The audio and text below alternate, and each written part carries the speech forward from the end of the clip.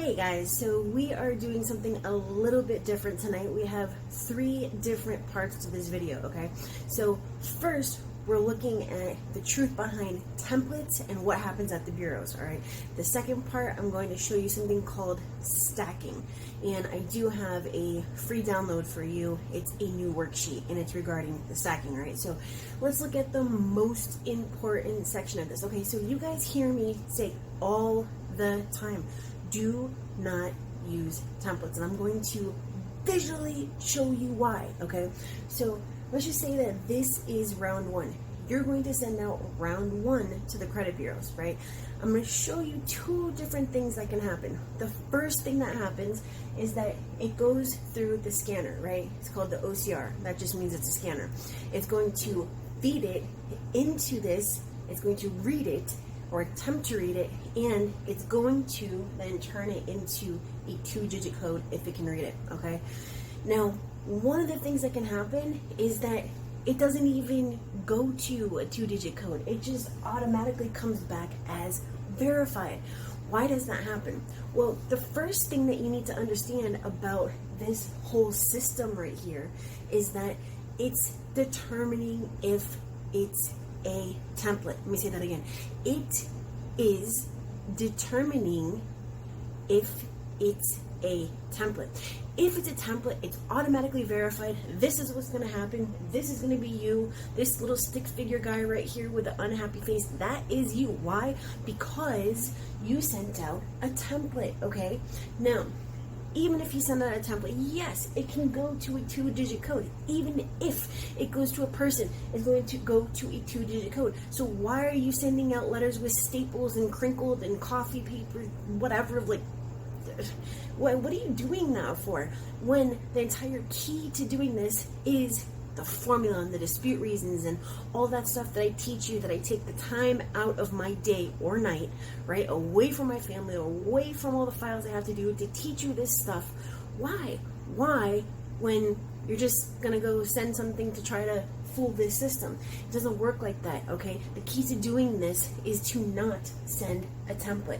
And when I say template, I'm talking about those things that you buy online or that you encounter, that someone gives you, or that whatever, that has been sent out before, and that all you're doing is just Control-Cing and Control-Ving, okay? All it means is copy and pasting your information, putting, your accounts on there, and wham, thank you, ma'am, you print it and you send it, okay? That's a template, and you do not want to send it, okay?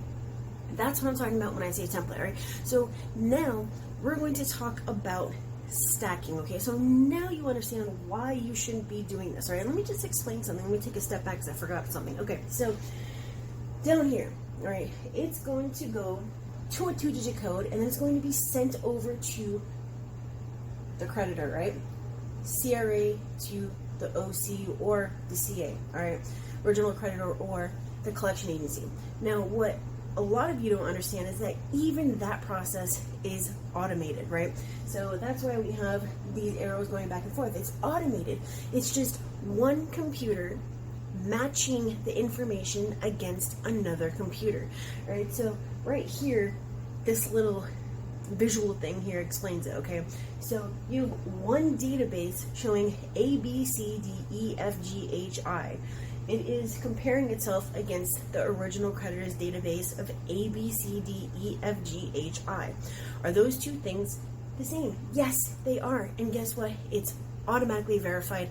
You just help them with their whole automation process, okay? There's no people involved in this most of the time, all right?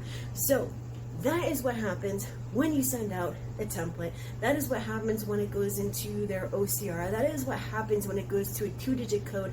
And that is what happens when it gets to the creditors, okay? So that's why it's so imperative that you use factual-based disputes, because all of this stuff, you want to bypass this, right? You don't want to ever get to this 2-digit thing and then down here to the creditor or to the collection agency.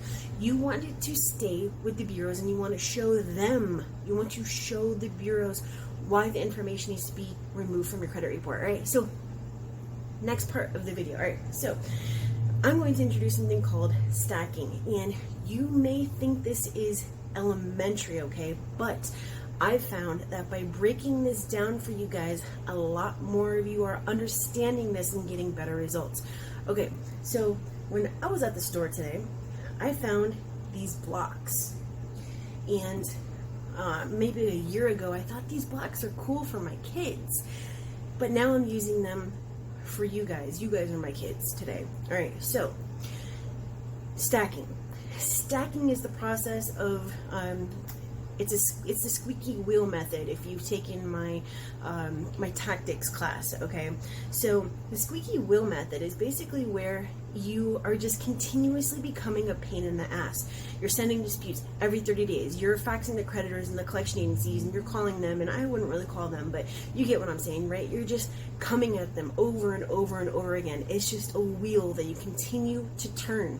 Okay, so when we have our dispute reasons and we know what we're doing, we're just stacking one thing on top of each other. So this is round 1, this is round 2, we also have round 3, and we have round 4, right? So, and some of these smudged off on my hands, but you get the point. So when we are dealing with round 1, we have our very specific dispute reasons for round 1, right? We have just a few examples. We have the data last activity, data last payment, payment history, and proof, okay? So you have a lot to choose from. Now, when you send out round 2, you're looking at the method of verification, notice of dispute, high balance, and you can even start your CFPB complaints, okay? So this can turn this way. You can also stack them this way. When you're on round 3, you're looking at collection disputes, creditor disputes, monthly payment, creditor, balance. And on round 4, you're looking at proof of investigation, transfer, sold, past due, and first delinquency, all right? So all of these can spin one way or the other, okay? So you should not ever run out of dispute reasons. Now, I'm going to show you, by sharing my screen with you, a couple of ways that you can stack. And then, like I mentioned, I do have something that you can download, all right? Stacking is very, very important, and it's part of the squeaky wheel method. Okay, so as far as tactics and learning factual-based disputes, I do have many courses that you can take. I am creating a new course, and I am creating a video course as well. So I will let you guys know about that when I have partially completed it, but let's get over to the second part of this, all right? So I will see you guys in a second. All right, guys, so as I said, I was going to share my screen with you, but when I recorded this last night and watched the video today, it's all sort of screwed up because of Loom's issues with their extension. So anyways, what I'm going to do is very simply take this PDF and put it on the stacking site where you're going to download the worksheet that comes after this, okay? So you're going to see another button up here where you can download this and fill this in yourself. So once you look at some of the stacking techniques, you can go and figure this out. Just map it out, okay? So round 1 comes back as verified. You can then go creditor, collection agency disputes, but you want to focus on your bureau disputes here, right? So what comes after it says verified, and then you can just fill in some other options. Now, what I did have on here was very simply that you want to do method of verification, notice the disputed over here, and then you can fill in your next rounds with either a challenge or a new dispute, and it ends down here with a new dispute.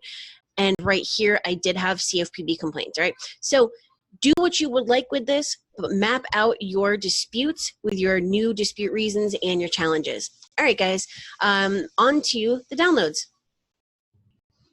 All right, guys, this is the part where you're going to open up the description, click on the link, and download this PDF, all right?